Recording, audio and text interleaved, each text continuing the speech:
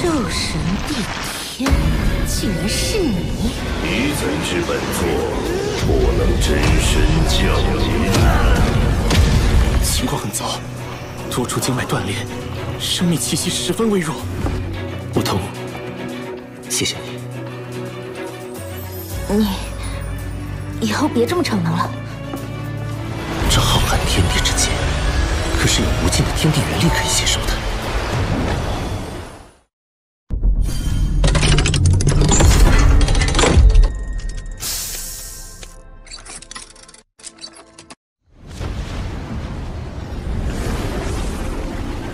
在这固化魂力中，融入精神力呢？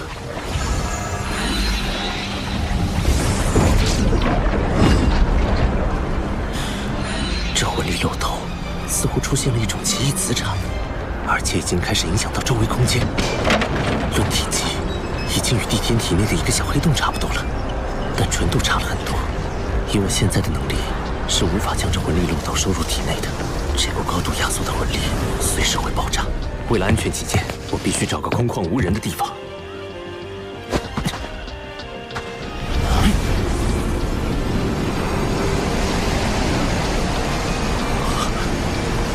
周围方圆数千平方米的天地元力都在朝着这里汇聚过来，太神奇了！这究竟是一种怎样的法则？要失控了！不能再近距离观察了。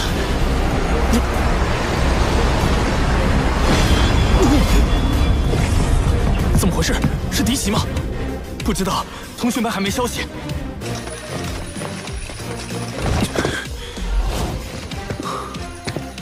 爆炸威力这么强，这还只是个未完成品。霍雨浩，你干什么去了？我去外面透透气。透个气要这么长时间？今天的夜色真美。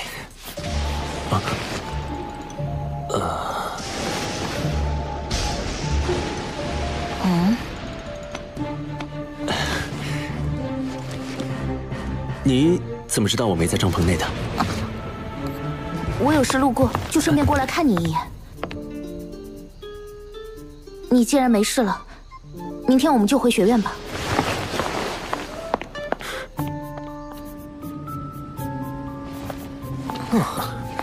终于可以回到史莱克城了。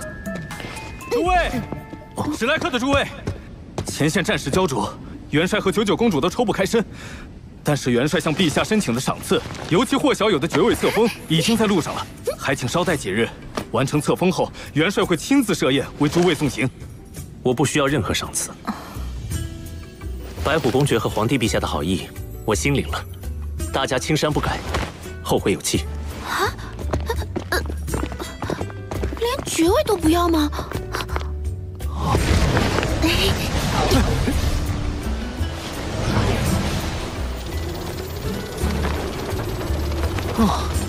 飞了3个时辰了，大家先休息一下吧。霍雨浩，我要吃烤鱼。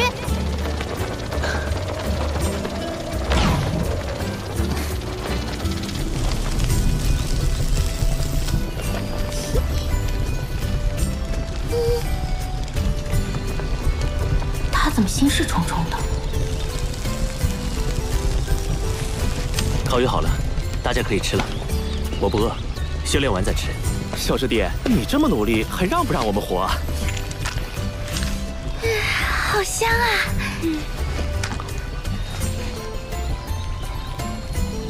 楠楠姐，你有没有觉得今天这烤鱼和上次有什么不同？好像少了些什么。我没觉得有什么不同啊，还是那么的美味。我明白了，确实是少了些什么，不过不是我们的，而是你的烤鱼。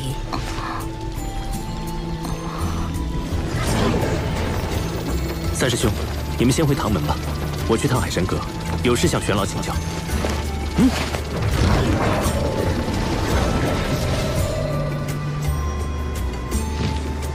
唐老师好，霍学长好。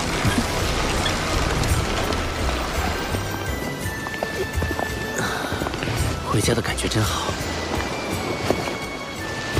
我要去玄老那里，在此别过。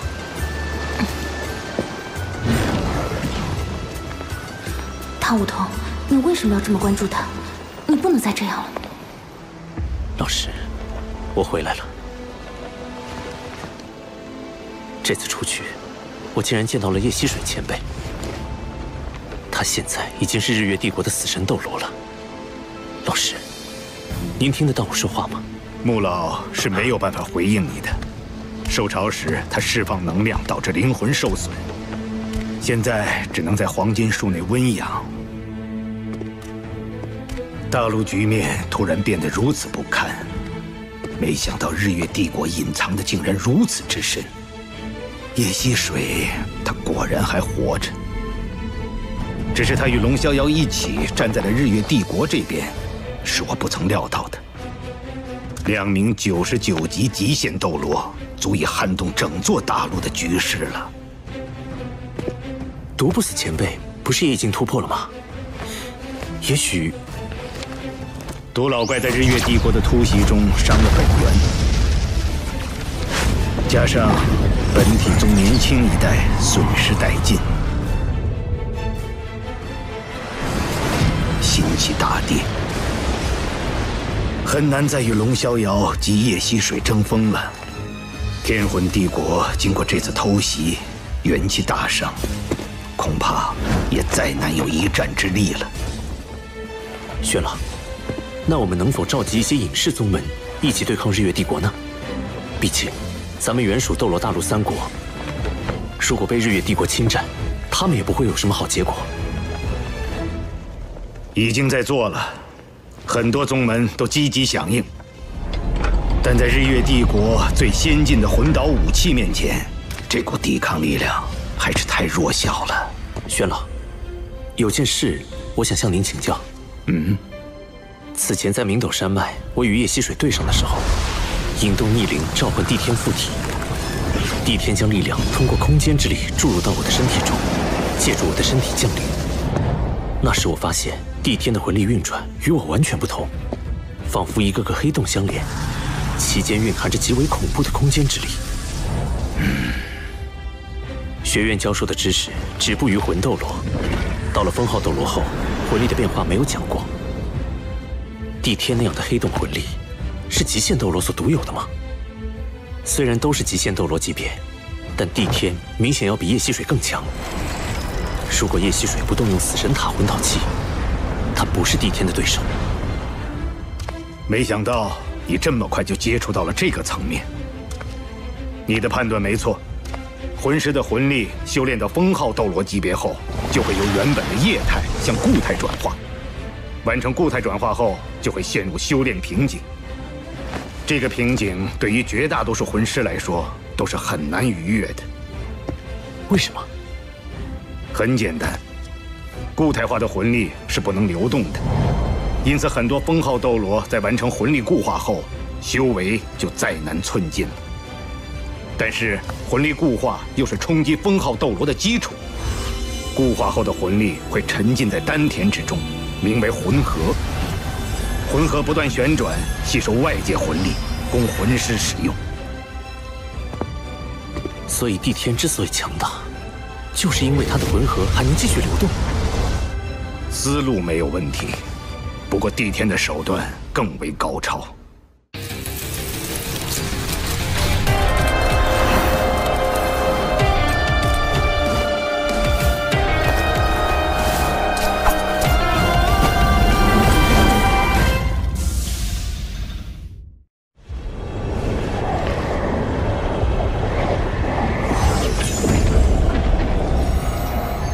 这就是帝天体内魂力情况的原理，以自身魂力为引，引起空间塌陷，构成一个能够无尽吞噬天地元力的黑洞。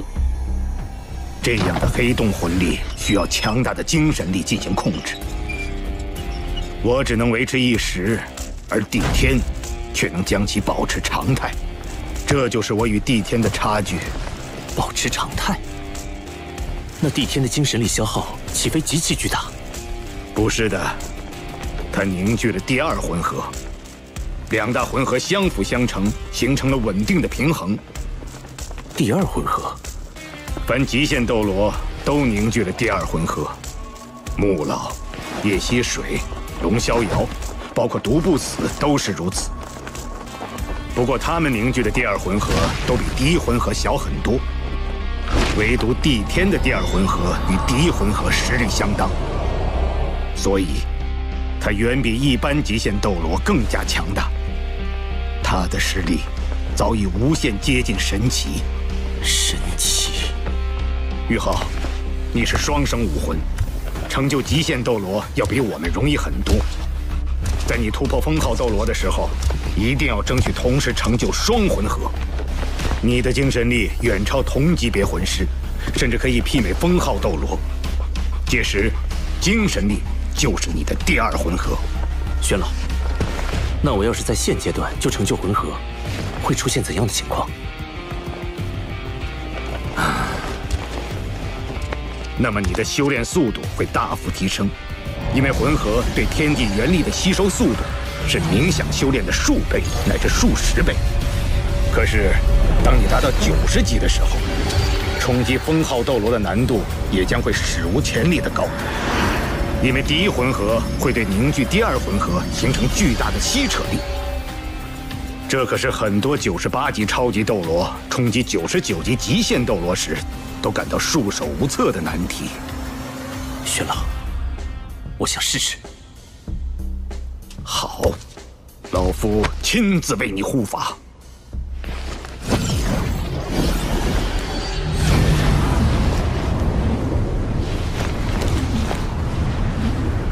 很好，继续，让我看看你最终能做到什么程度。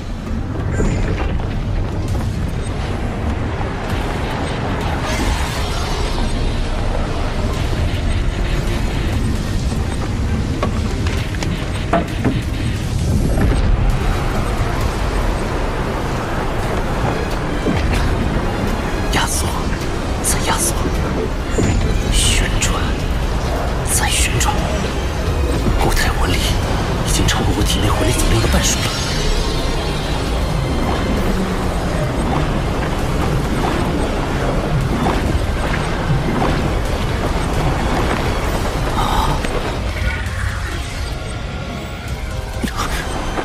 我的魂力在急剧流失，5成、6成、7成。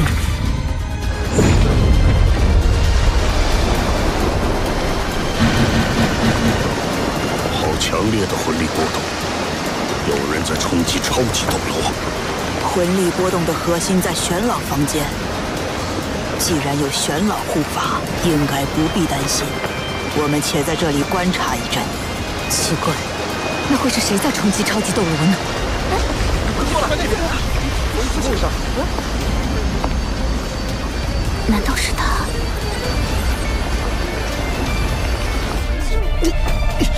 ？8成，魂力被吞噬超过8成了。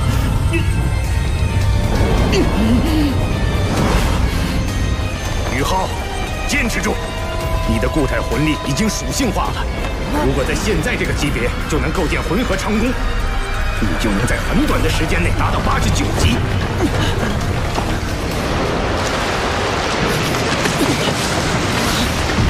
虽然冲击封号斗罗会很难，但这也是你的机缘，坚持住！宇浩到达极限了，不得已，以我的魂力禁锢住宇浩的固态魂力，再将其送入高空引爆，应该不会有太大危险。只是宇浩要虚弱几天才能恢复过来。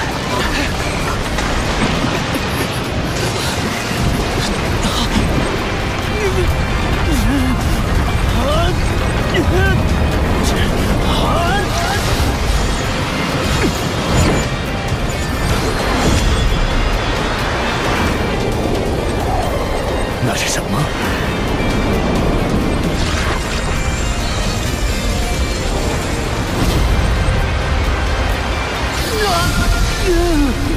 生命繁殖之乱！天梦哥，继续，有我呢！天梦，你再将你的本源之力汇入宇浩体内。这样的话，一旦宇浩冲击成真失败，寿终正寝的时候，你也会一起死的。当我选择宇浩的时候，就已经决定与他同生共死了。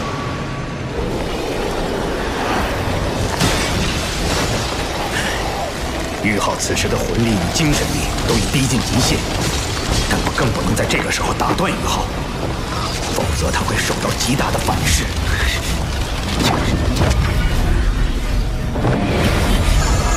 来吧，穿梭吧！灵魂仿佛都要被吸摄进去了似的。那黑洞漩涡中有着无尽的黑暗，有着无尽的未知，却与我紧密相连。这就是我的魂核吗？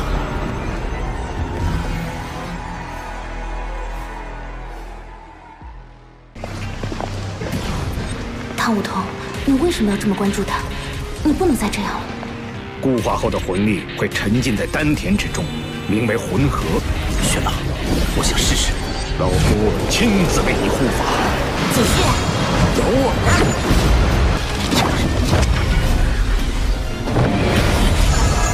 来吧，这就是我的魂核吗？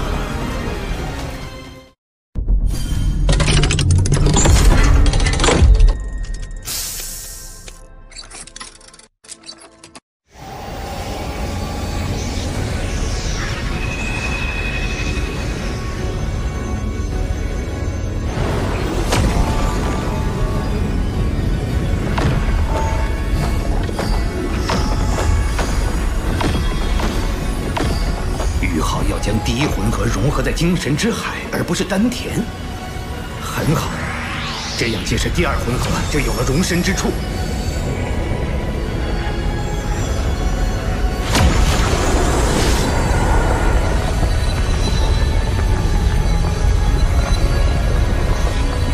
宇浩，你成功了！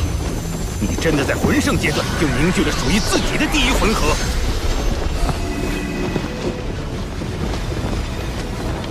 好好感悟，这份体悟是很多魂师究其一生都没有的机缘。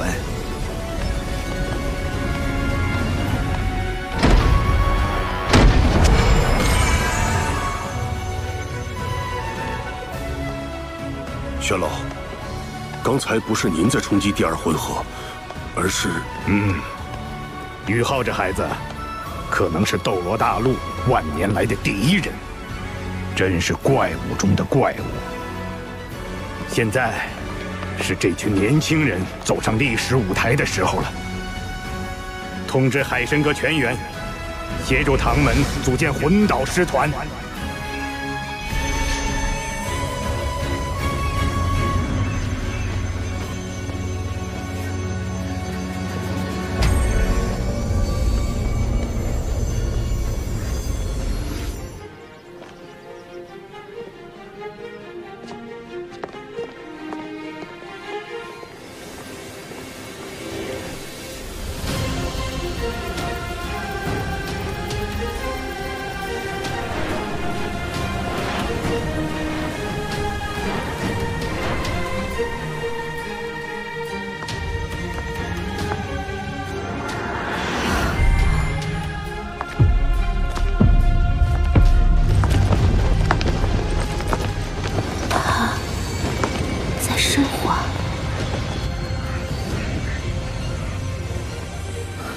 怎么回事？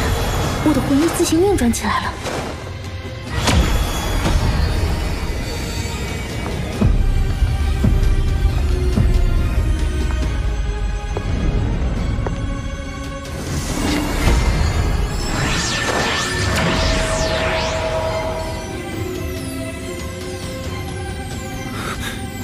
冬儿。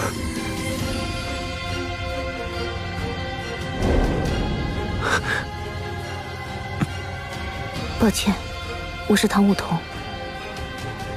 该说抱歉的是我才对。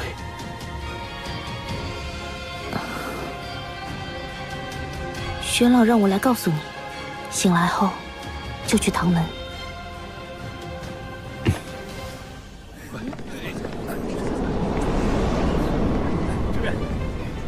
局都从这儿吧。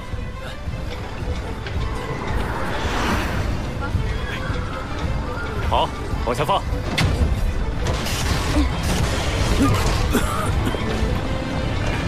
贝大师兄，学院送的第3批材料到了，你把那箱搬到那儿去。好，快送去库房吧，这里都快堆不下了。大师兄，宇浩，你可算回来了。你都在海神阁入定1个月了，可把我们给忙死了。大师兄、二师兄、三师兄，这里怎么回事？学院送了很多材料过来吗？何止啊！走，我们边走边说。魂导师团，学院经过海神阁讨论，综合各方面意见，决定建立3个魂导师团。3个？按照日月帝国那样，一支魂导师团数量是500人的话，装备3个魂导师团，那可就是1500人。这1500人的装备，哪是那么容易制作出来的？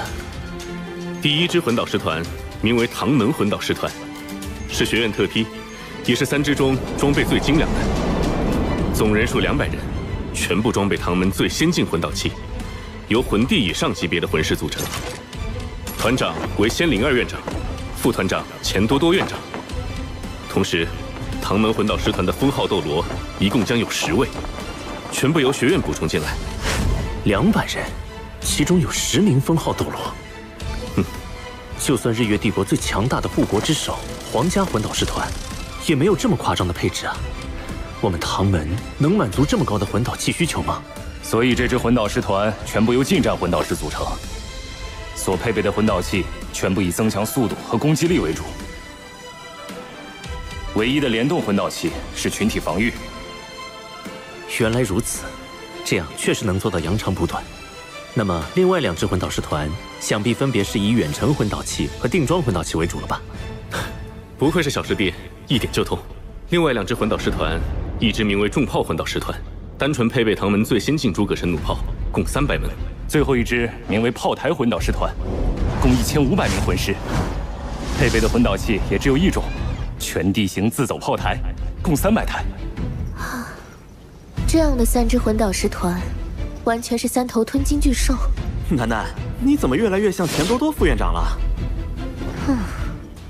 巨额的资金消耗暂且不提，要满足这3支魂导师团的魂导器配置，我们唐门的稀有金属恐怕还不够。虽然我们从日月帝国卷走了一批稀有金属，但品级最高的稀有金属仍然不足。不错，这也是我们着急叫你回来的原因。想到办法了。秋秋，霍雨浩，跟我走一趟吧。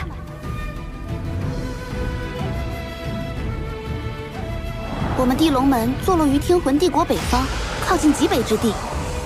宗门秘境里有一条隐藏矿脉，里面极有可能埋藏着一种少见的稀有金属。可能？地龙门自己没有探测过吗？秘境那里温度极低，并且危险重重，就连妈妈这样的魂斗罗也无法深入。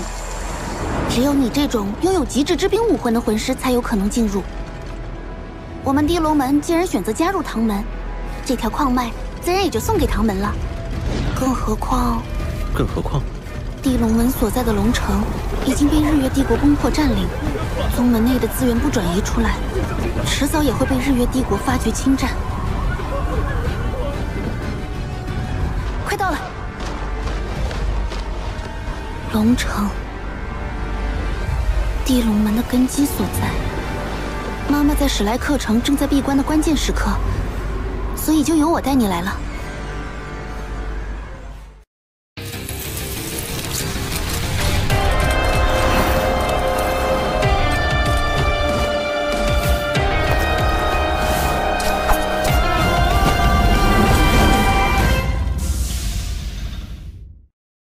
跟我来。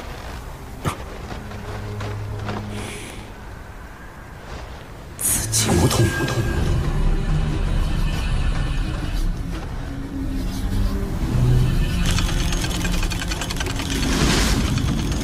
有守卫，怎么办？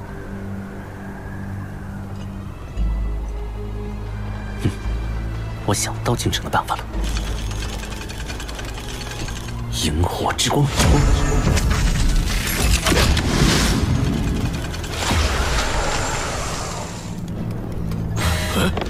探测魂导器失联了。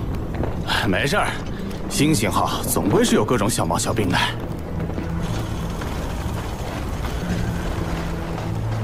到换班时间了，他俩人呢？开小差去了吧？这么冷的天，我也不想巡逻。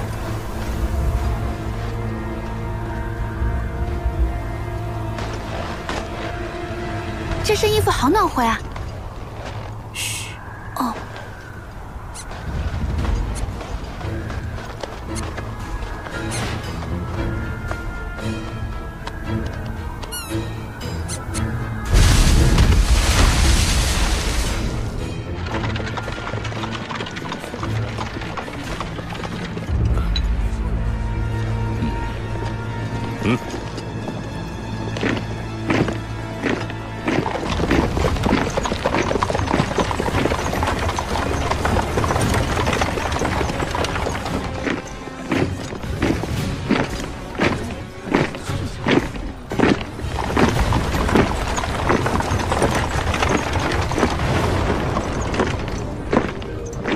这座龙城看起来丝毫没有沦陷的感觉。作为靠近极北之地的边境城市，反而人气不错。当初日月帝国大举入侵的时候，天龙门上下奋起抵抗，协助城防军固守龙城。门主天龙斗罗更是壮烈战死。遗憾当时我们地龙门已经全员转移到了史莱克城，未能及时助他们一臂之力。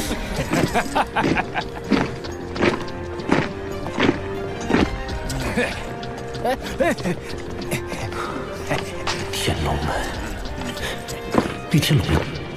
大战之后不知所踪，希望还活着吧。这里就是城主府，那是日月商会的人。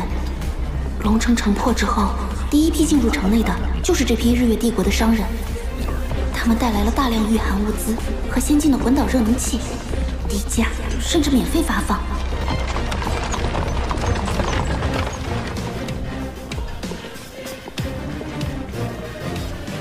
我跟进去看看。那我呢？你在这里做接应。嗯。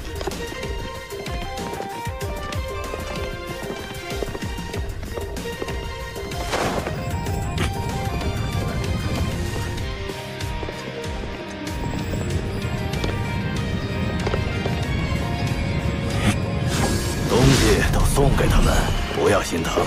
元帅说过，当他们适应了魂导器的生活后，就离不开我们。用不了几年，就能让整座城市的民众归心。科技渗透，确实是个不错的样貌。这个神秘的元帅究竟是谁呢？就事论事，这样改善民生的举措，确实帮到了城内很多平民。你居然向着他们！这是历史上很多侵略者惯用的手法。把反抗者杀掉，掐灭敌对的声音，再用利益收买人心。很快，他们就只会听到一个声音：拥护。但说到底，就是为了满足侵略者长期殖民的野心。随着战线拉长，这些殖民地的百姓只会沦为给战争机器输血的养料。你似乎很了解。1万年前。斗罗大陆上曾发生过一模一样的事。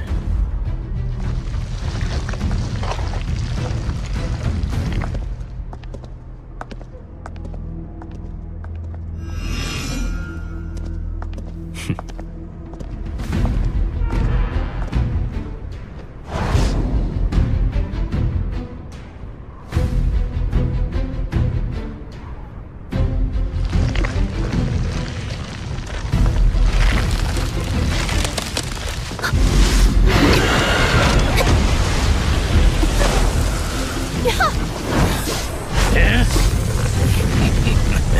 小丫头，终于等到你了。山蟒宗，果然是你们！宗主，请下地龙门少主献给日月帝国，我们山蟒宗可就能坐稳龙城首席宗门的位置了。所以，龙城城破之日，天龙门上下浴血奋战之时，你们山莽宗却投靠了日月帝国。少废话，拿下你，南水水这娘们儿肯定许全宗投降。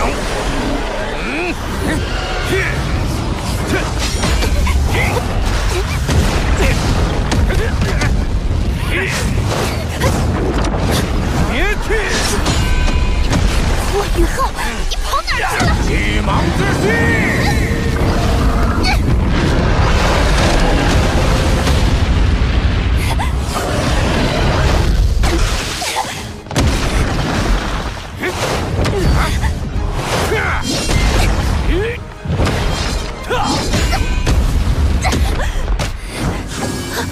霍雨浩，你还不出来帮忙？你可以的，打起精神，听我指挥，蛇打七寸。坎位有人偷袭，后撤到灵位，坤位出拳，敌方巽位有破绽，出场。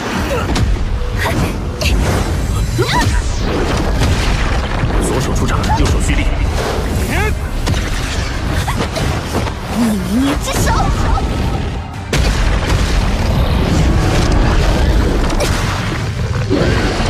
第五魂技，胭脂地捏剑。目标前位，一击必杀。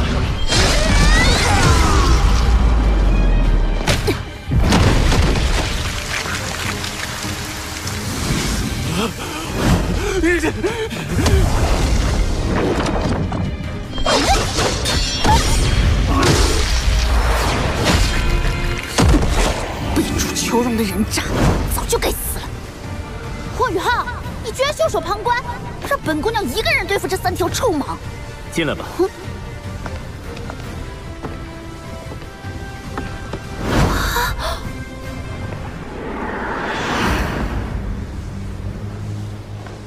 走吧。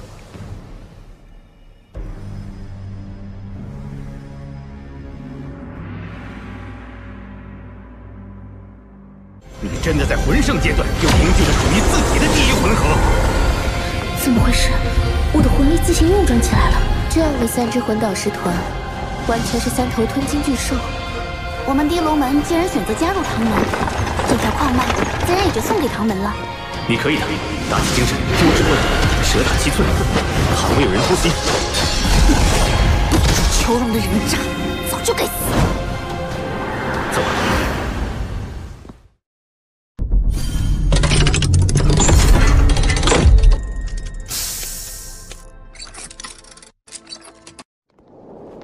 这些山莽宗的人都是你刚才……顺手解决。你现在魂力多少级？76级。76？不久之前的斗魂大赛上，你还只有5环魂王修为，怎么会有这么快的修炼速度？一些机缘罢了。你真是怪物中的怪物。就是这里了，这口寒泉蕴含着浓郁的灵气，寒泉之下便是拥有奇异矿石的洞府。这水下似乎有什么在吸引着我。你下去吧，我在外面守着。虽然你有极致之兵，但也不要勉强。若是承受不住低温，就立即上来。好。果然灵气浓郁异常。曾经有一位先祖从里面开凿出一块小矿石，其中蕴含着浓郁的冰属性气息。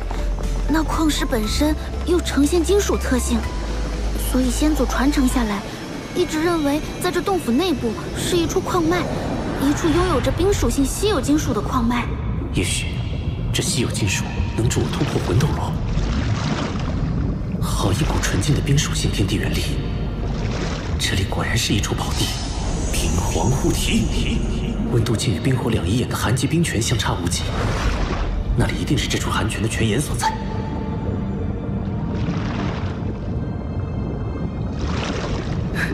找到了，应该就是这里。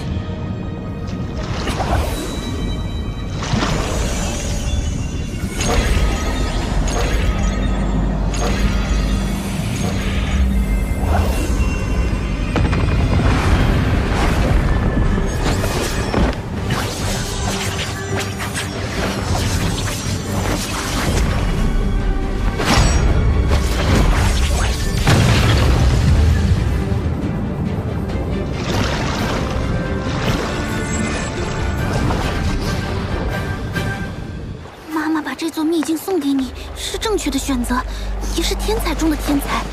只有你能帮助地龙门重现往日辉煌。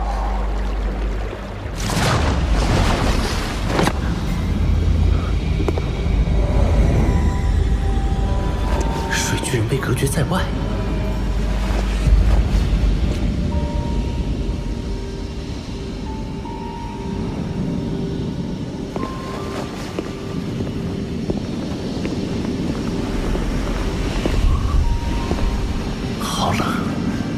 我已经拥有极致之冰，怎么还会感到寒冷？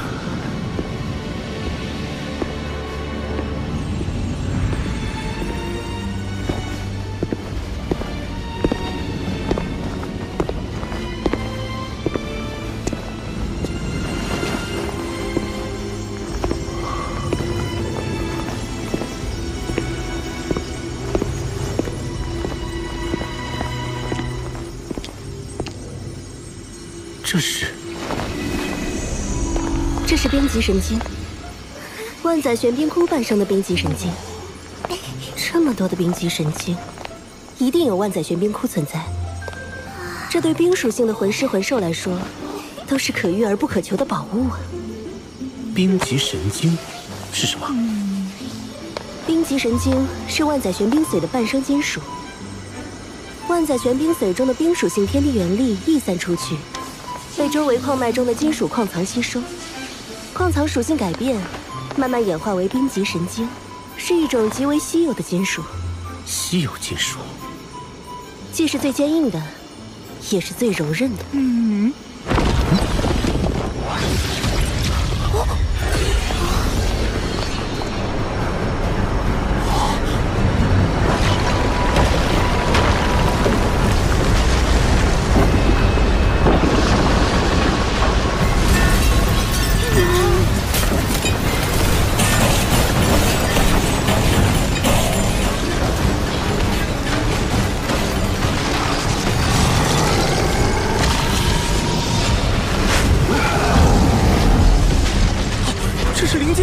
专吸食冰极神经，更有好几次差点死在他手里。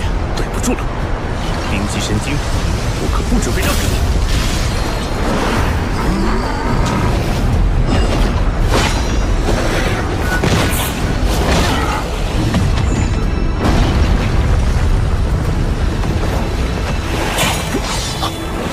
连划痕都没留下，好坚硬啊！ 宇浩，你试一下将极致之冰融入暗金铜爪之中。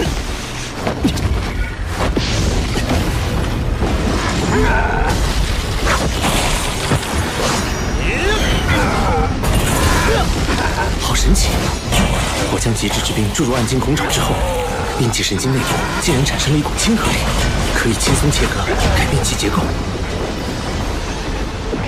宇浩，不可大意。冰极神经之所以被称之为神经，就是因为它本身已经进化到了拥有一定生命力的境界。要想击败它，就必须压制它内部的核心能量。那我们就一起上，让他看看极致之冰的厉害。永动之域，八角万寿刺，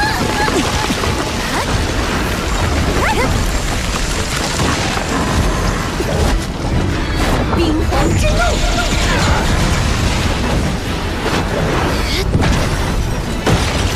地寒天，雪舞耀阳，平顶爆！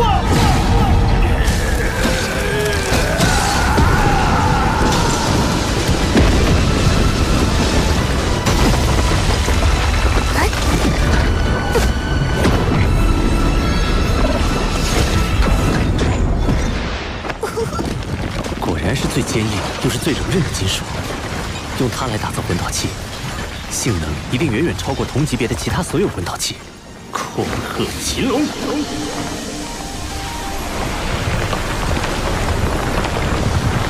如此数量的冰极神经，可是一举解决了唐门魂导器欠缺原材料的难题。看来冰极神经已经被全部开采。好了，宇浩，你可别捡了芝麻丢了西瓜。这洞窟深处的万载玄冰髓才是更珍贵的天下至宝。这里的冰元素已经浓烈到了我无法吸收的程度。未经打磨的万载玄冰里面蕴含的天地元力可是非常狂乱的，一定要小心。前面的温度估计已经接近绝对零度了。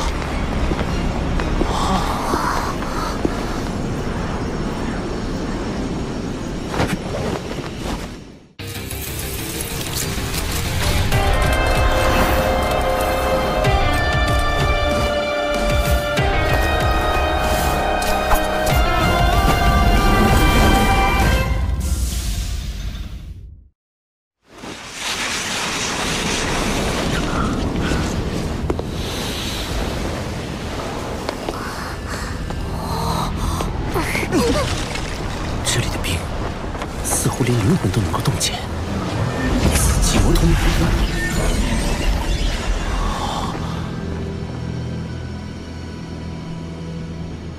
好漂亮，和冰级神经的极寒内敛不同，这里的寒意根本无法内敛，空气似乎都是粘稠的。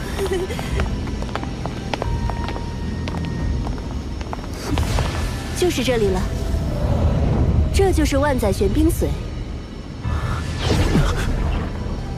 我无法吸收这万载玄冰髓的冰属性天地元力。这里的空间太小，以至于寒气无法外放，完全沉积在这里。所以，这里的超低温也是我们生平仅见，距离绝对零度也只差不到5度了。温度已经远远低于你的极致之冰，所以你才一时无法吸收。极致之冰还不是绝对零度吗？温度低于零下150度，就迈入极致之冰的领域了。但距离真正的绝对零度，却还有着不小的差距。绝对零度是仅存于理论的最低温度，是只有神能踏足的领域。天梦、雪女、八角还有我，先吸收这里的万载玄冰髓，慢慢降低这里的寒气浓度，你就可以逐步吸收了。好，天梦哥，雪女、八角，你们一起吸收吧。等等，这万载玄冰髓，我至少要先吸收一半。你说什么啊，冰冰？你难道是想借助这万载玄冰髓的天地元力重塑肉身，继而谋求脱离宇浩独立存在？你把我想成什么了？用你那个100万年修为的脑子想想，宇浩的所有魂灵中，谁是唯一拥有极致之冰的那个？你是想……我不仅拥有极致之冰，还是宇浩的武魂，能最大限度地吸收冰属性天地元力，而且能将这部分天地元力化作我的本源之力暂时储存。等到宇浩凝结第2魂核时，再将这部分天地元力全部融入他体内。要知道，魂师一般是要在封号斗罗阶段才凝聚魂核的，而宇浩就是因为天梦女在魂圣阶段就凝聚了第1魂核，那他凝聚第2魂核的难度就是空前的。届时，我将冰属性天地元力注入，才能把成功率提升到最大。冰冰，冰冰，对不起，是我误会你了。更何况，乾坤问情谷，我已经答应与你在一起了，又怎会寻求离开宇浩独自存在？真的吗，冰冰？你再说一遍。你还要我再说？你自己错怪我了，该怎么罚？我错了。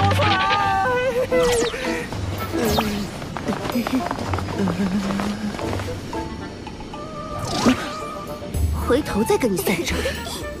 赶快说吸收这万载玄冰髓的事吧。我们几个魂灵先吸收。宇浩，你自己只能吸收少部分。万载玄冰髓的效力太强了，如果你吸收太多，很可能会像当初天梦那样陷入沉睡。要是睡上个1000年万年，那就一切都太晚了。好。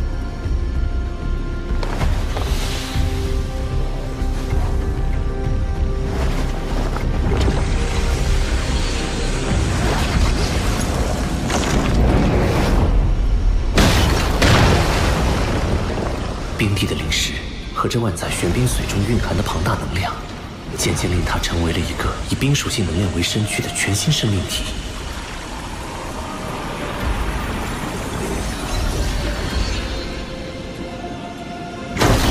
冰地吸收了9根，我可以了。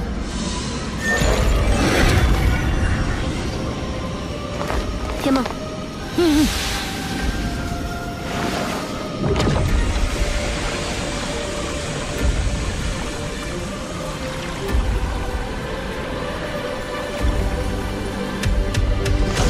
天梦阁吸收了3根。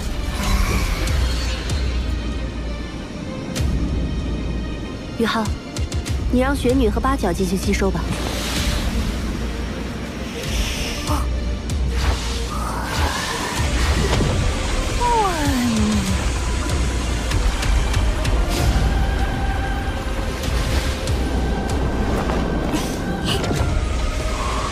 雪女吸收万载玄冰髓的速度比冰帝还要快，八角吸收了6根，雪女居然吸收了13根。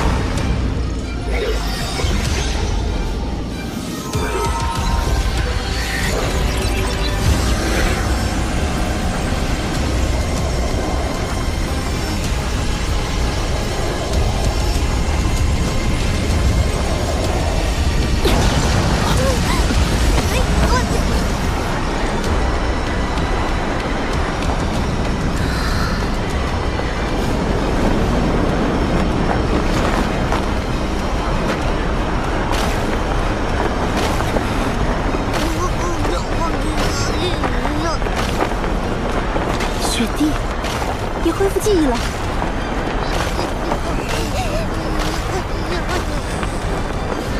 这些日子多谢照顾，爸爸。别，那是你刚刚新生，没有记忆，做不得数的。重获新生的时候，我就已经不是当初的冰天雪女，而是一个全新的婴孩。